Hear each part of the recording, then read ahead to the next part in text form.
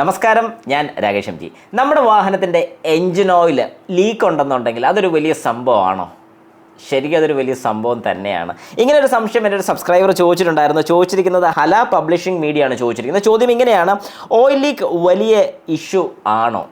കുറച്ച് പേർക്കെങ്കിലും ഇങ്ങനെ ഒരു സംശയം മനസ്സിൽ കാണുമായിരിക്കും. അതായത് വാഹനത്തിൽ നിന്നും ഒരു എൻജിൻ ഓയിൽ ലീക്ക് വരുന്നുണ്ട്, പക്ഷേ ചെറിയ രീതിക്കുള്ള ലീക്ക് മാത്രമേ ഉള്ളൂ, വലിയ കാര്യമായിട്ടുള്ള ലീക്കൊന്നുമില്ല, വളരെ ചെറിയ ലീക്ക്.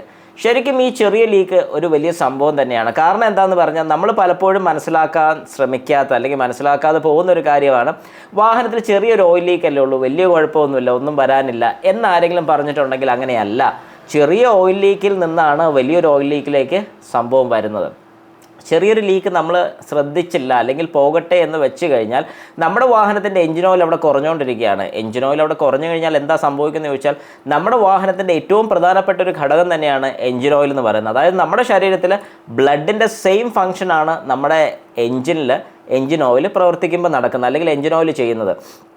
ഏറ്റവും താഴെ, അതായത് എൻജിൻ്റെ ഏറ്റവും താഴെ സമ്പ് എന്ന് പറയുന്ന ഒരു പോർഷനിലാണ് ഈ ഓയിലിനെ കളക്ട് ചെയ്ത് വെച്ചിരിക്കുന്നത്, അല്ലെങ്കിൽ ഒരു ഓയിൽ പാനാണത്, ഓയിൽ സൂക്ഷിച്ച് വെക്കാനുള്ള പാൻ. വാഹനം എപ്പോൾ സ്റ്റാർട്ട് ചെയ്യുന്നു അല്ലെങ്കിൽ എൻജിൻ എപ്പോഴാണോ സ്റ്റാർട്ട് ആകുന്നത്, അന്നേരം ഈ താഴെ നിന്നുള്ള ഓയിലിന് ഒരു പമ്പ് യൂസ് ചെയ്ത് ഏറ്റവും മേളത്തെ പോർഷൻ വരെ, അതായത് വാൽവിൻ്റെ ആ പോർഷൻ വരെ ഈ ഓയിൽ സർക്കുലേറ്റ് ചെയ്യും. അതായത് ഈ ഓയിൽ നേരെ മേലോട്ട് ചെല്ലുമ്പോൾ തിരിച്ച് താഴോട്ട് ഡ്രെയിനായി വരും.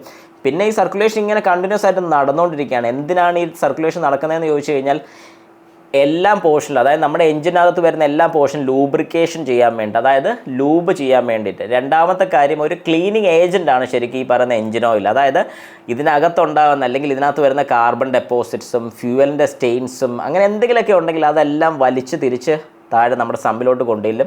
സമ്പിൽ നിന്ന് അത് പിന്നെയും ഫിൽട്ടർ ചെയ്ത്, അതായത് ഒരു ഓയിൽ ഫിൽട്ടർ ത്രൂ അത് ഫിൽട്രേഷൻ ചെയ്ത് പിന്നെയും ഈ ഓയിൽ തന്നെ സർക്കുലേറ്റ് ചെയ്തുകൊണ്ടിരിക്കുകയാണ്. അപ്പോൾ ശരിക്കും ഇവിടെ എന്താണ് സംഭവിക്കുന്നത് ചോദിച്ചു കഴിഞ്ഞാൽ, ഈ എൻജിൻ ഓയിൽ എവിടെന്നെങ്കിലും ലീക്ക് ഉണ്ടെന്നുണ്ടെങ്കിൽ ഇവിടെ ഓയിൽ കുറയുകയാണ് ചെയ്യുന്നത്.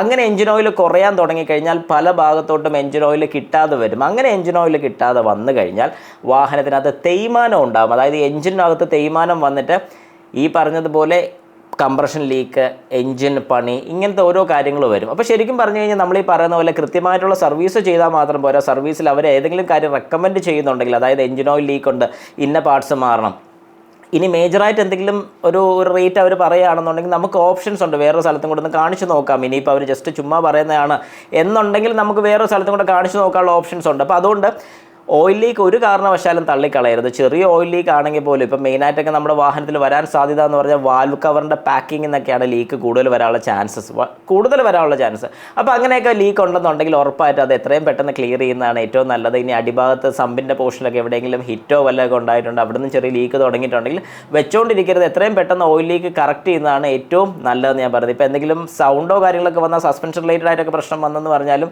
നമുക്കത് മുമ്പോട്ട് കൊണ്ടുപോകുന്നതുകൊണ്ട് കുഴപ്പമില്ല, അല്ലെങ്കിൽ കുറച്ചുകൂടെ പോട്ടെ, അത് കഴിയുമ്പോൾ നമുക്ക് ചെയ്യാമെന്ന് വിചാരിച്ചാലും കുഴപ്പമില്ല. പക്ഷേ ഓയിൽ ലീക്ക് ഒരു കാരണവശാലും മുമ്പോട്ട് പോകണമെന്ന് വിചാരിക്കരുത്.